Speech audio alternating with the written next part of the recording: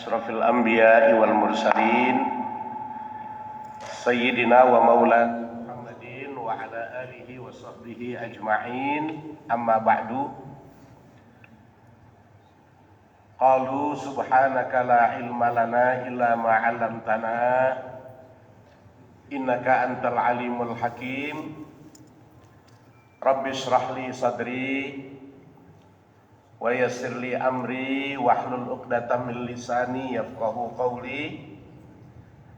Rabbana iftah bainana wa baina qaumina bil haqqi wa anta khairul fatihin. Amin amin ya Allah ya rabbal alamin.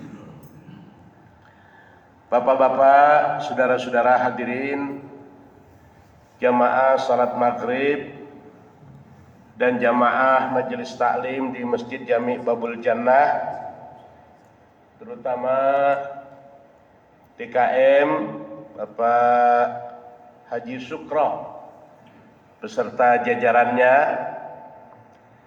para sesepuh, tokoh agama dan pemuka-pemuka masyarakat, pengurus yayasan yang walaupun tidak saya tata namanya satu persatu dengan tidak mengurangi rasa hormat, takzim dan mahabbah saya.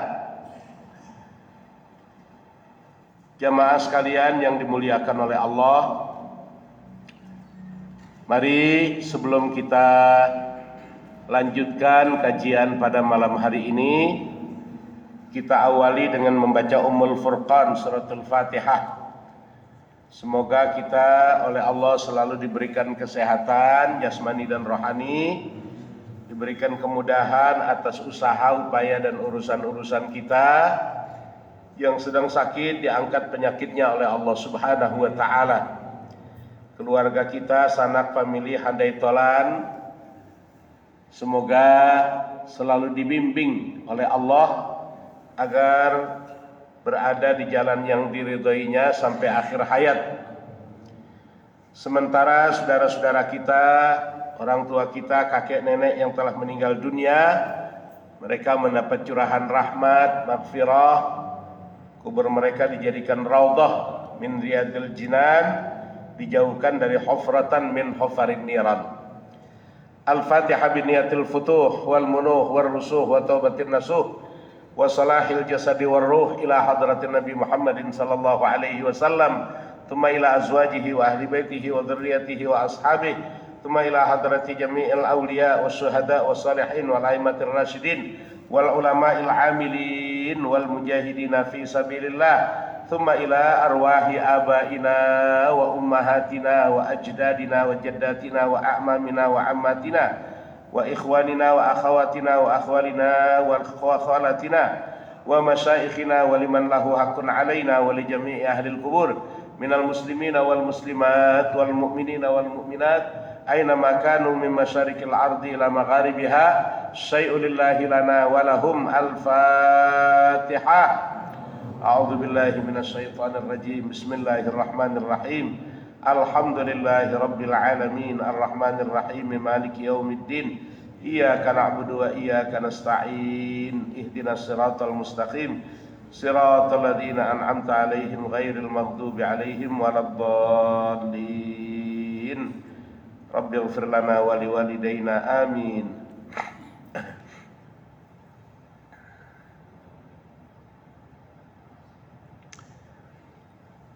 Pak Haji Herman bawa kitab ya. Masih halaman 154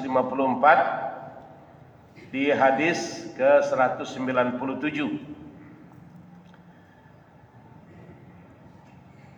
Bismillahirrahmanirrahim.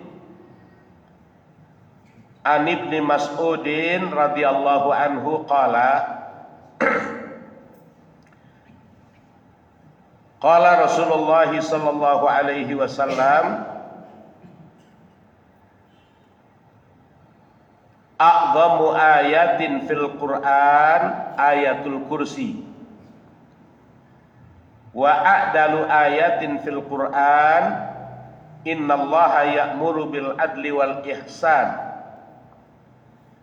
wa akhwafu ayatin fil Qur'an faman ya'mal mithqala dzarratin khairan yarah wa may ya'mal mithqala dzarratin syarran yarah.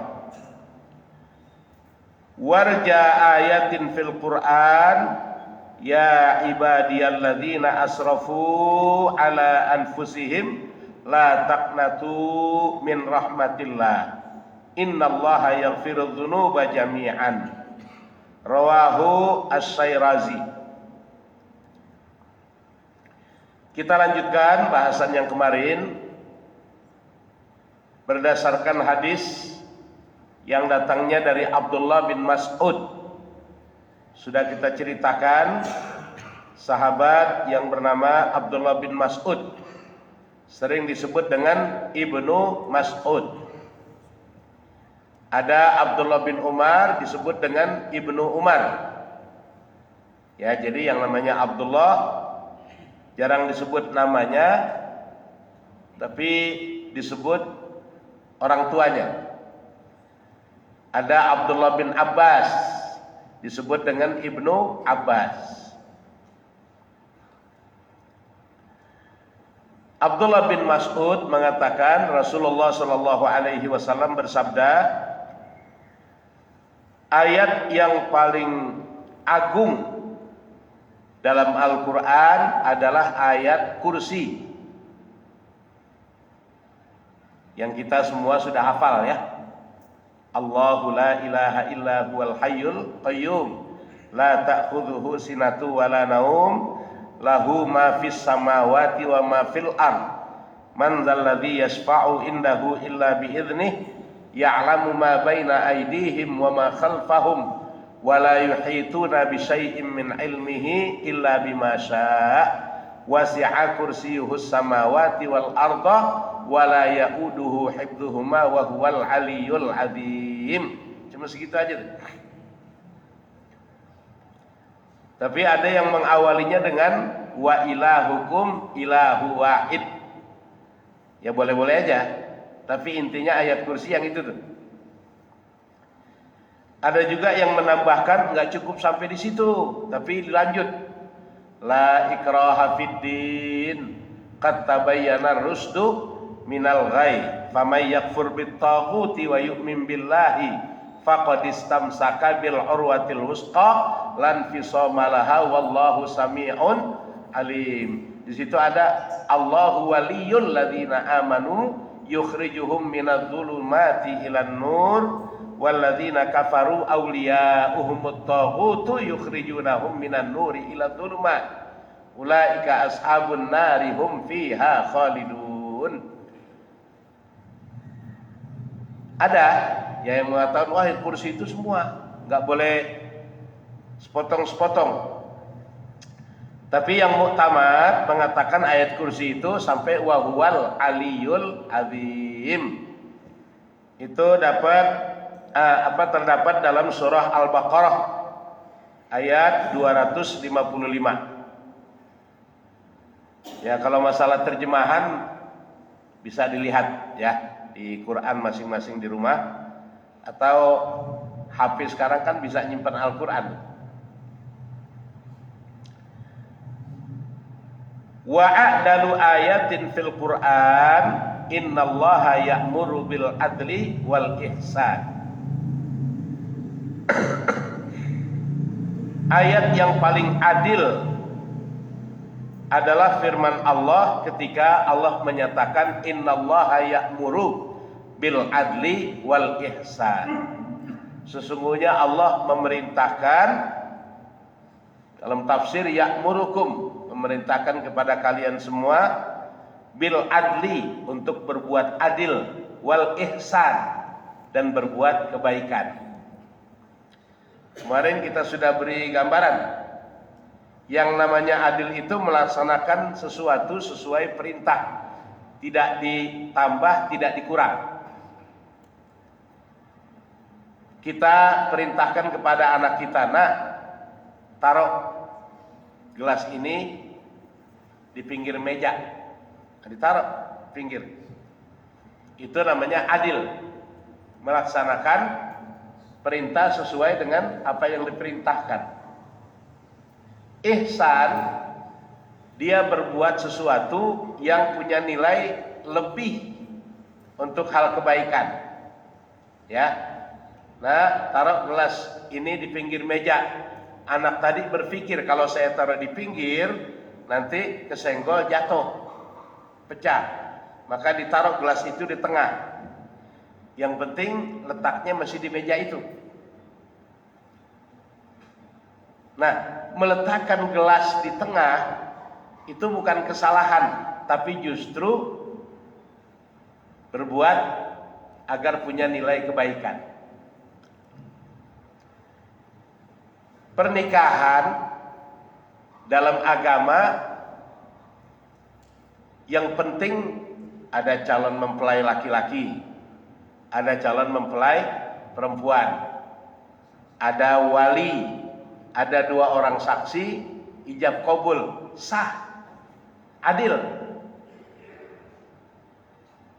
Tapi untuk menjaga, memelihara nilai pernikahan, mendapat pengakuan dari agama dan hukum negara, maka didirikanlah kantor urusan agama yang mengeluarkan akte nikah. Ya, akte nikah itu di Quran nggak ada. Rasulullah nggak menganjurkan adanya akte nikah, tapi kenapa dibuat? Untuk kebaikan. Ya kalau dia kemana-mana nggak bisa menunjukkan akte nikah, atau laki-laki bisa berbuat semena-mena, dia bukan istri saya nggak pernah nikahin dia, mana buktinya? Ya padahal secara adil tadi itu kalau 5 sudah terkumpul, ya rukunnya calon mempelai laki-laki, calon mempelai perempuan, wali dari pihak wanita, 2 orang saksi, ijab qabul udah. Ya itu adil, berbuat sesuai dengan ajaran agama. Tapi agar terpelihara apa yang dilaksanakan karena peristiwa sakral itu, maka oleh kita, oleh kantor urusan agama dikeluarkanlah akte nikah. Itu rukunnya tuh 5 ya.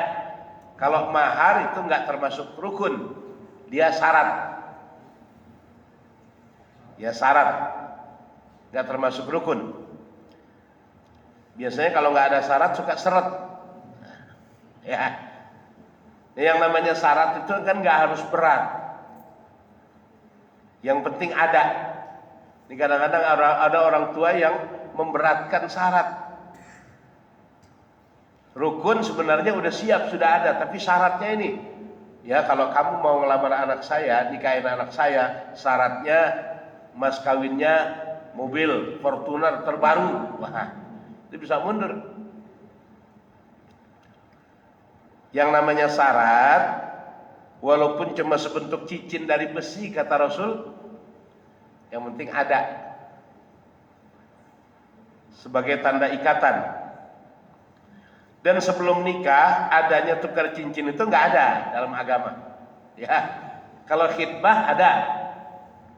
Jadi kita mau mengenal calon istri kita nih, bahkan boleh kita melihat wajahnya dan telapak tangannya. Ya karena ada satu kitab yang membahas tentang mukasafah. Jadi wanita kalau raut wajahnya bisa kita lihat, telapak tangannya bisa kita lihat, orang yang ngerti mukasafah itu dia bisa tahu, oh ini orang sifatnya begini. Oh nanti ini bodinya begini nih dari telapak tangan. Ya maaf untuk bagian-bagian yang sensitifnya pun ketahuan dari situ. Ya. Jadi bagusnya memang laki-laki itu mempelajari dulu. Ya, yang penting udah lihat muka, lihat tangan, udah. Itu semua rahasia kewanitaan ada di wajah dan di telapak tangan. Bahkan wanita itu masih suci atau udah nggak suci kelihatan.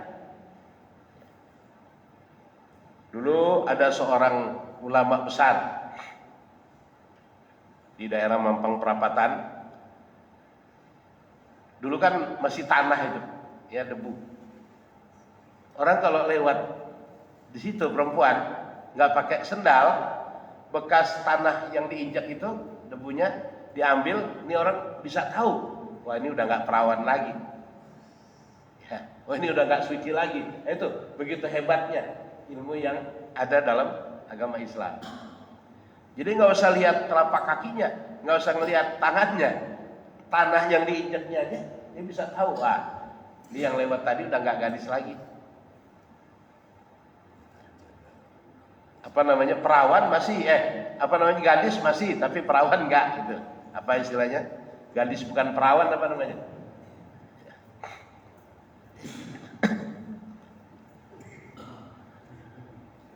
Jadi yang namanya mahar itu syarat, bukan rukun. Tapi memang ada, diusahakan harus ada. Kemarin kan kita sudah jelaskan, ya. Inna a'dhaman nisa'i barokatan aisaruhunna mu'unatan. Sesungguhnya wanita yang paling mulia, ya, wanita yang paling mulia nilainya di sisi Allah maupun di sisi manusia, aisaruhunna mu'unatan, wanita yang paling mudah. Di situ mu'unah bisa diartikan nafkahnya, tidak menuntut yang di luar kemampuan suami, tapi bisa diartikan mu'unah itu soduqat. Ya, sebelum nikah kan wa atuhunna soduqatihinna nihlah. Berikanlah soduqat itu mahar, mas kawin. Ya sekedar kemampuan kita. Ya. Soduqat pemberian. Apa dalam bentuk uang, yang bagus sih dalam bentuk barang berharga, emas, karena kita berikan kepada dia tuh hak istri, suatu saat kepepet kan bisa digunakan oleh dia. Nihlah sebagai ya mahar. Ini kan sekarang kadang-kadang baru khitbah udah tuker cincin, ya pelukan, ciuman di depan orang banyak lagi. Dan setelah khitbah belum nikah, dia merasa udah separuh halal. Datang, ya, tante, om, saya mau ajak anak om, tante berangkat ke puncak. Diizinin aja, 3 hari nggak pulang-pulang. Nah, ini repot. Jadi yang namanya khitbah, yang namanya tunangan itu bukan berarti separuh halal. Belum.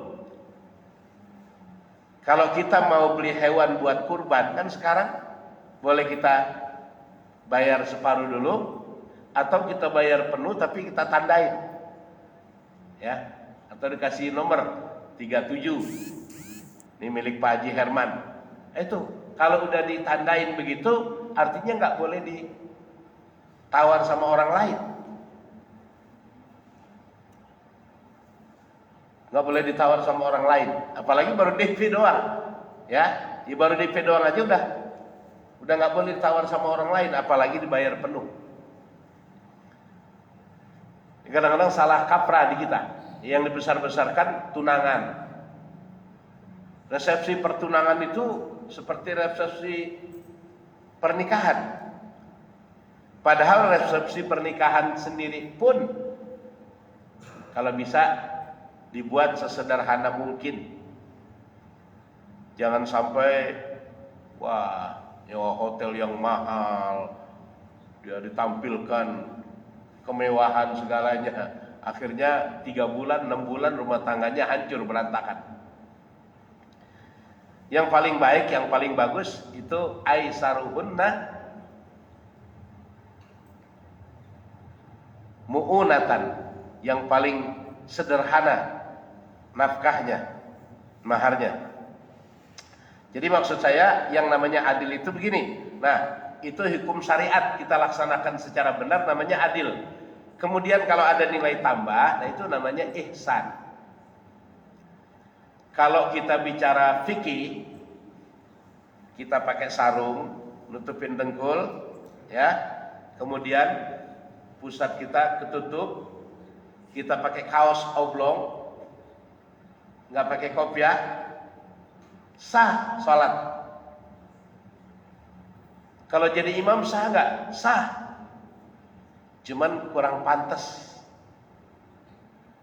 Ada Pak Haji Ilyas yang rapi, dandanannya, ada Pak Haji Sukro, ada Pak Haji Jauhari, ya, ada Pak Haji Saifullah, ada Haji Rahmat, ada Haji Tamrin, ada Haji Herman, rapi pakaiannya, pakai koko, pakai sarung. Tahu-tahu ujuk-ujuk muncul dari sana, pakai sarung, pakai kaos oblong doang, maju ke depan mau jadi imam. Bukan nggak boleh, tapi nggak pantas, ya, menutup aurat sholat sebagai syarat sahnya sholat. Dia sudah berbuat adil. Tapi alangkah baiknya kalau pakai sarung, pakai baju putih, apalagi musim dingin pakai jas kayak Pak Haji Hasan Sadikin tuh kan. Nah, pakai rida, sorban umpamanya, itu lebih pantas. Itu namanya ihsan, ya. Adil sudah cukup, tapi akan lebih baik lagi kalau kita punya nilai ihsan. Ya maaf ya, kadang-kadang ada orang dia baca Fatihah, basmalahnya nggak dibaca. Bukan nggak boleh, boleh, tapi apa yang tertulis dalam mushaf dibacalah bagusnya, ya. Akan lebih baik kalau dibaca karena punya nilai tambah. Kullu amrin dzibalin la yubda'u fihi bi bismillah fahuwa aqta wa fi ba'dir riwayah fahuwa abtar. Setiap satu perbuatan yang baik manakala tidak diawali dengan ucapan bismillahirrahmanirrahim, maka dia akan terputus dari keberkahan. Minum aja baca bismillah, mau makan aja baca bismillah, apalagi membaca Al-Qur'an. Apalagi yang dibaca Ummul Quran, induknya Al-Quran, Al-Fatihah. Bahkan kalau menurut mazhab Syafi'iyah, basmalah itu ayat pertama dari surah Al-Fatihah. Nah, maka dibaca lebih baik. Walaupun tidak membacanya boleh, ya. Ada yang membolehkan, ada kan? Jadi imam lagi, Allahu Akbar langsung, Alhamdulillahi Rabbil Alamin. Boleh, sah. Tapi kita berbuat yang punya nilai tambah, itu ihsan. Ini sering disampaikan oleh para khatib dalam khutbah kedua, ya, baik khutbah Jumat maupun khutbah-khutbah lain. Innallaha ya'muru bil adli wal ihsan wa ita'i dzil qurba wa yanha 'anil fahsya'i wal munkari wal baghi ya'idzukum la'allakum tadhakkarun. Di situ ada fad'uhu yastajib lakum washkuruhu ala ni'amihi yazidkum wala dzikrullahi akbar. Saking perlunya kita pertama berbuat adil dan ihsan. Kendaraan lewat boleh sana kemari, ya, cuman biar lebih baik nggak ngebut ada polisi tidur. Polisi tidur perlu biar orang nggak semena-mena, ya. Kalau bahasa Pak Haji Saifullah, buat apa polisi tidur? Biar kendaraan mudah diatur. Kenapa istrinya Pak Saifullah selalu dilulur? Biar Pak Haji betah di kasur, kan begitu.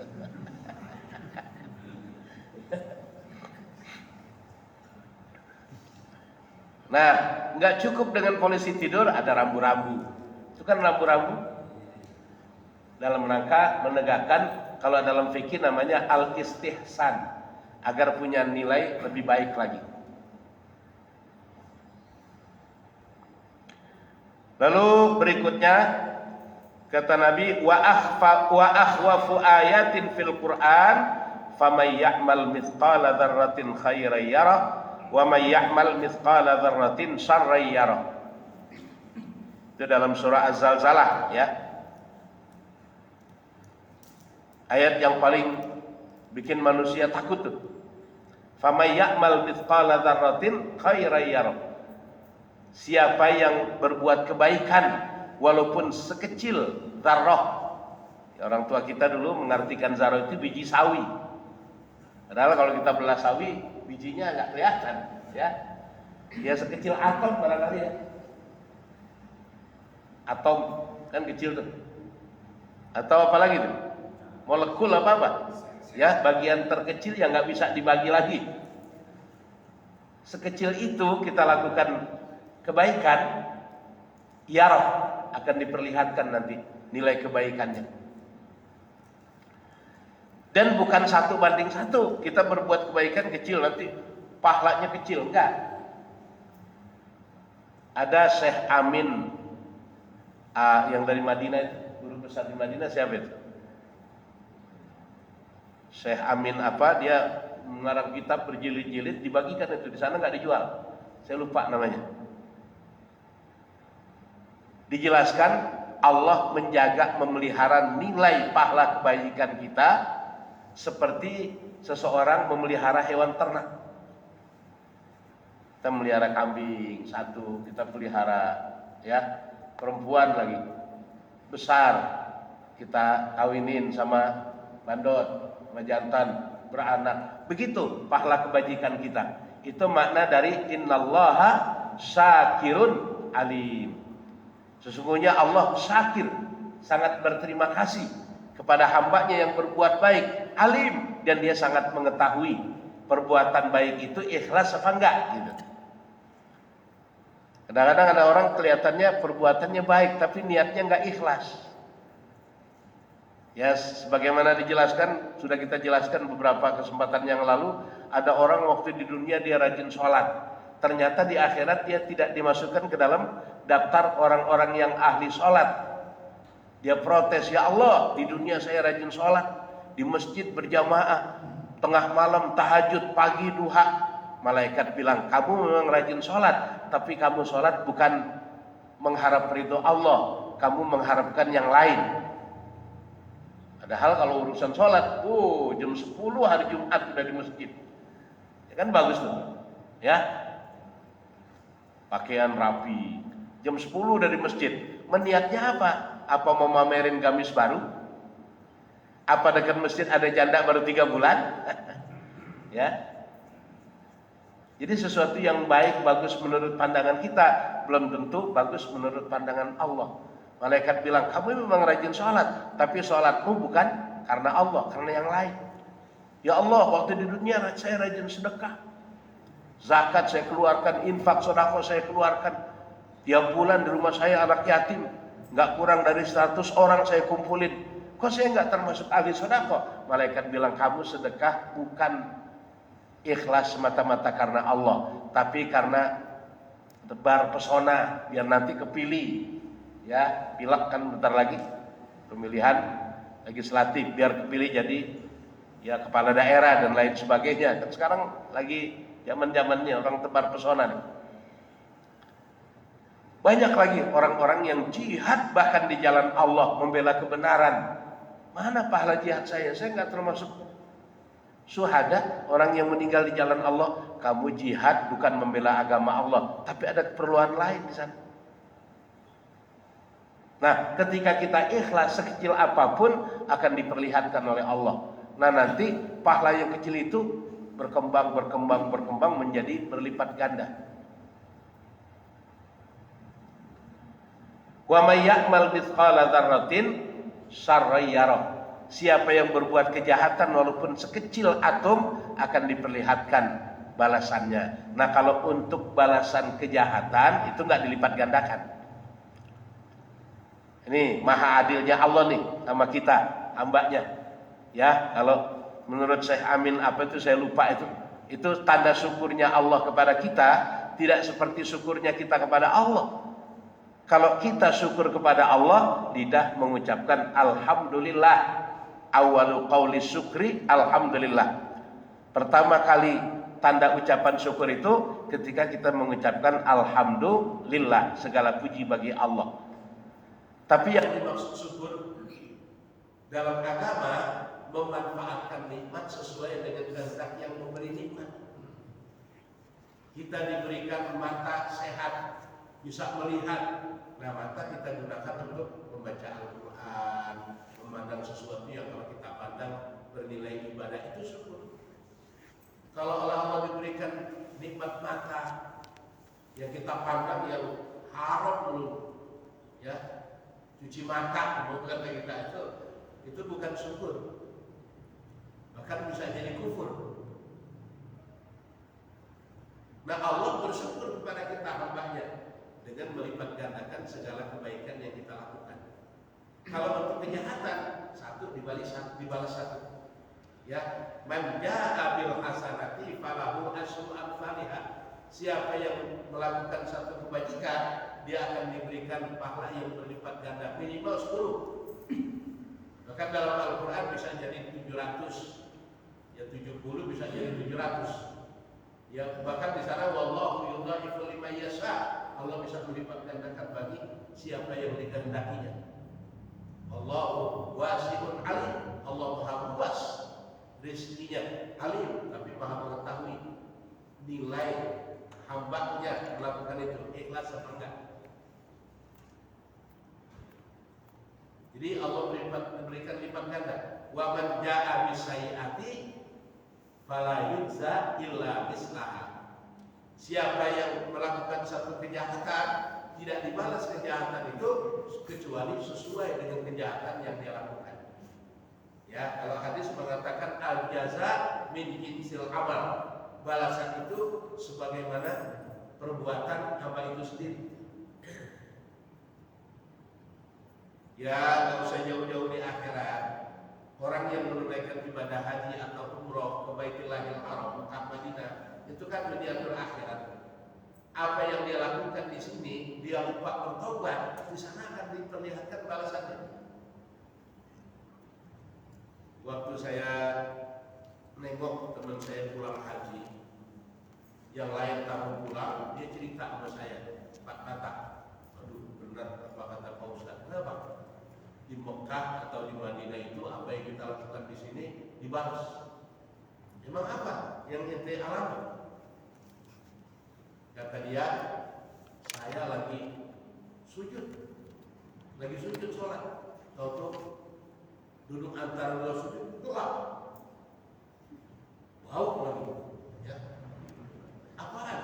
Jadi kadang-kadang orang-orang Afrika yang hitam itu dia nggak peduli mau laki mau perempuan, ke depan aja. Oh, mana bau lagi.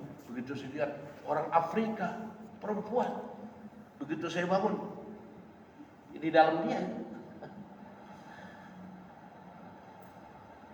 Itu menurut saya, kata dia, balasan dari Allah atas perbuatan saya. Memang itu waktu dulu sering ngapain? Saya sering ngintipin orang mandi diintipin, orang tidur diintipin. Maka kata Allah, ini nggak usah ngintip, disediain aja nih. Itu di Mekah atau di Madinah, ya. Ya, saya kira orang-orang yang menunaikan ibadah haji dia mengalami lah hal-hal yang seperti itu, walaupun tidak perlu diekspos, dan itu merupakan peringatan bagi dia. Apa yang dilakukan di sini di tanah haram pun sebelum di akhirat nanti Allah Subhanahu wa taala berikan balasan agar dia kembali kepada Allah. Sombong dia waktu di dunia dulu, orang Betawi, orang Tanah Abang, berangkat haji masih zaman maktab tahun 90-an. Oh, saya orang Betawi, nggak mungkin nyasar. Begitu keluar dari maktab, masuk Masjidil Haram nih. Habis sholat dia keluar, ya. Dia mau balik lagi ke maktab, nggak ketemu maktabnya.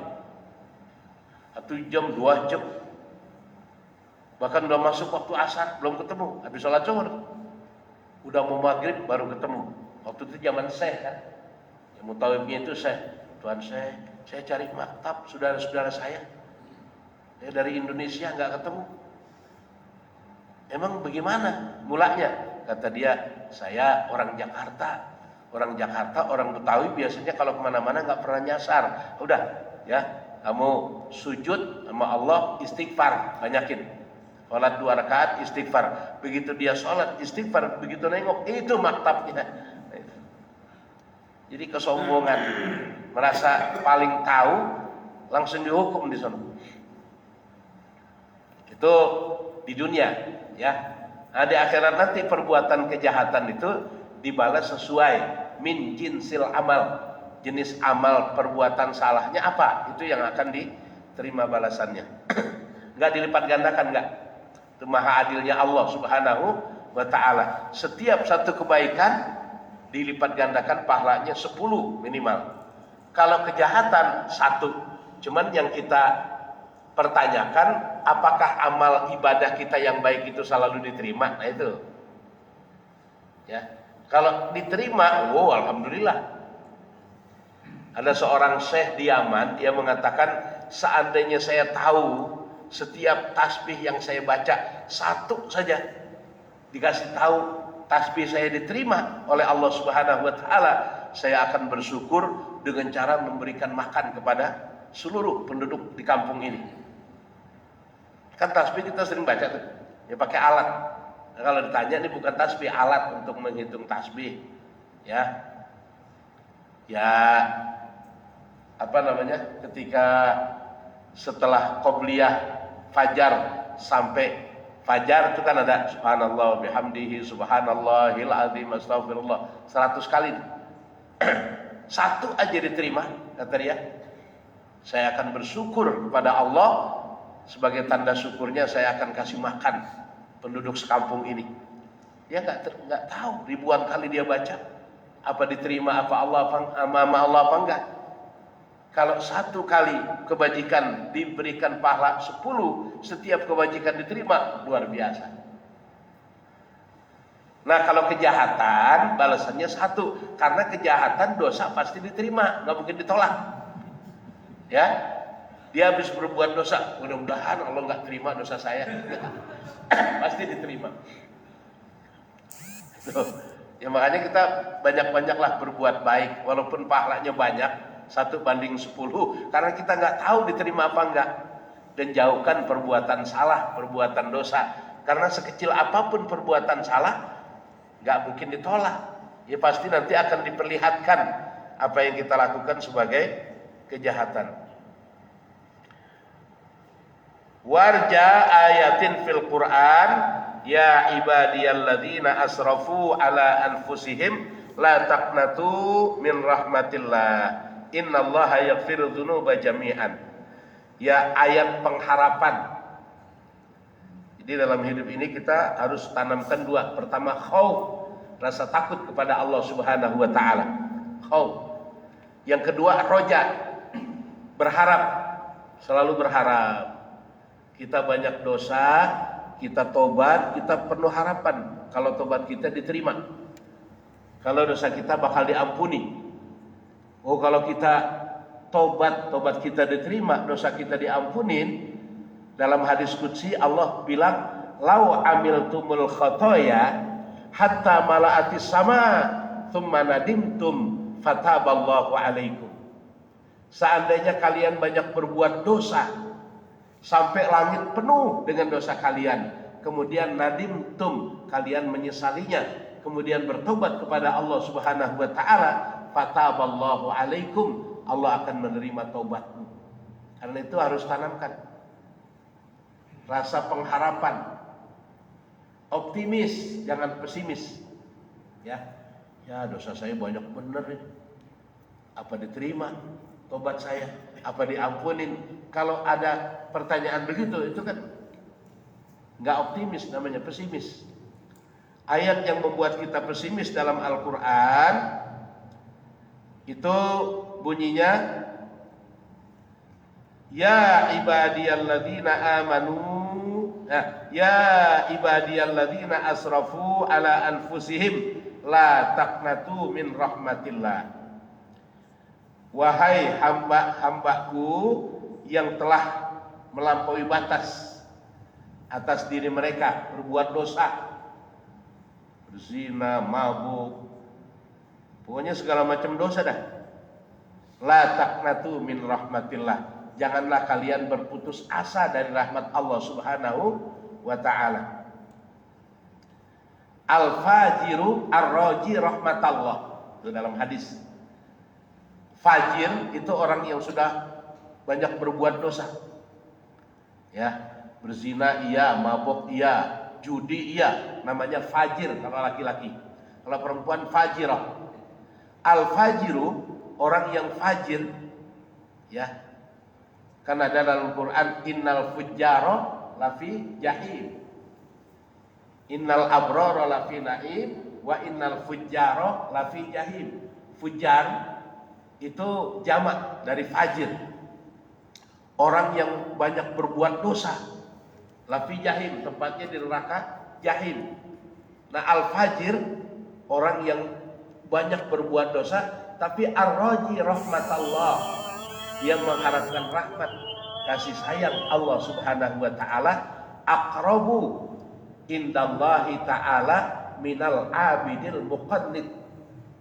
Akan lebih dekat kepada Allah Subhanahu wa taala jaraknya karena ada pengharapan dalam hati untuk bertobat, untuk diampuni dosanya. Jaraknya lebih dekat kepada Allah daripada orang yang rajin ibadah tapi al-muqannit, sering putus asa. Bahkan dia sholat pun, yang penting saya sholat dan berdiri muka terserah lah. Nah itu nggak ada harapan sama sekali. Itu justru berdosa besar. Tapi orang yang banyak berbuat dosa, dia berharap rahmat dari Allah Subhanahu wa taala, akan lebih dekat kepada Allah Subhanahu wa taala. Innallaha yaghfiru dzunuba jami'a. Sesungguhnya Allah akan mengampuni semua dosa-dosa yang dilakukan oleh kita manusia. Ini saja kajian kita pada malam hari ini. Berarti selesai ya hadis ke-197. Nanti kita lanjut kepada hadis berikutnya. Wallahu a'lam bishawab wa ilaihil marji'u wal ma'ab. Al-Fatihah. A'udzu billahi minasyaitonir rajim. Bismillahirrahmanirrahim. Alhamdulillahi rabbil alamin arrahmanir rahim maliki yaumiddin iyyaka na'budu wa iyyaka nasta'in ihdinas siratal mustaqim siratal ladzina an'amta 'alaihim ghairil maghdubi 'alaihim waladdallin. Allahumma shalli ala sayyidina Muhammadin salatan taghfiru biha dzunub wa tuslihu biha al-qulub wa tantaliqu biha al-'usub wa talinu biha as-su'ub wa ala alihi wa sahbihi wa man ilaihi mansub. Allahumma nawwir qulubana bi nuri hidayatik kama nawartal arda bi nuri syamsika abadan abadan bi rahmatika ya arhamar rahimin. Wa sallallahu ala sayyidina Muhammad wa alihi wa sahbihi wasallam walhamdulillahi rabbil alamin. Wassalamualaikum warahmatullahi wabarakatuh.